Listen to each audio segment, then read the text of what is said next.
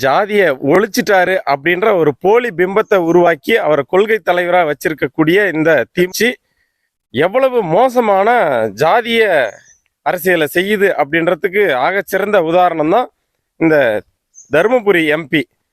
நாடாளுமன்ற உறுப்பினர் ஆனதுமே இமாம் எங்க, கிறிஸ்துவர் எங்க, இந்து எங்க, முஸ்லீம் எங்க, இந்த மாதிரியான ஒரு பல உருட்டுகளுக்கு சொந்தக்காரராக இருந்தவர் எவ்வளவு மோசமான கீழ்த்தரமான ஒரு ஜாதிய அரசியலை பேசிட்டு இருக்காருன்றத பாருங்க.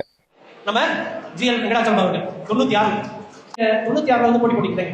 அப்ப உங்களுக்கு எதிர்த்து யார் வேணும்னா கோபால். அவர் எந்த சமுதாயத்தை வன்னியர் சமுதாயத்தை சார்ந்தவர். சரி, ஓகே.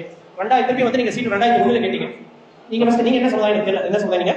பொங்கு வேலை. சரி, உங்களுக்கு எதிர்த்து யார் வேணும்னா அவர் என்ன சமுதாயத்தை சார்ந்தவர்? சரி. 2016 நமது பப்ளிக் ப்ராசிக்யூட்டர் பி.கே. முருகன் அவர் என்ன சமுதாயம்? என்ன சமுதாயம்? அவரு பொங்கா திமுக? ஓ சரி சரி. பி.கே. முருகன் அவங்க நிக்கிறது அவங்க அதான் தெரியும். அவரும் பொங்கு. அவருக்கு எதிர்த்து நின்னவர் வந்து அன்பழகன் வன்னியர் சமுதாயத்தை சார்ந்தவர்.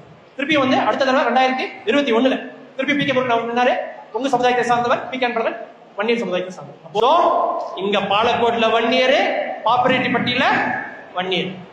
என்ன தேர்தல் இது? 2026 சட்டமன்ற தேர்தல். 26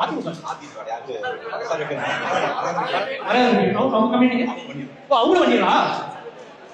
என்னங்க இது? என்ன இதுல மத்த எங்க? கிறிஸ்டியன் எங்க? முஸ்லிம் எங்க? திராவிட கழகத்தை இவங்க சேர்ந்தவங்க எங்க? மதம் இல்லாதவங்க எங்க? இது சமத்துவ ஆட்சி. இந்த திராவிட மாடல் ஆட்சியில யாரா பூமி பூஜை எல்லாம் பண்றது? அதை தவிர எல்லாரையும் கூப்பிடுங்க. நம்பிக்கை எல்லாரையும் கூப்பிடுங்க, கட்சிமாத கூப்பிடுங்க, இஸ்லாமிய கூப்பிடுங்க, எல்லாரையும் கூப்பிட்டு பண்ணுங்க. அவர் என்ட்ரன்ஸ் எங்கேயுமே டோட்டல் வெஸ்ட்.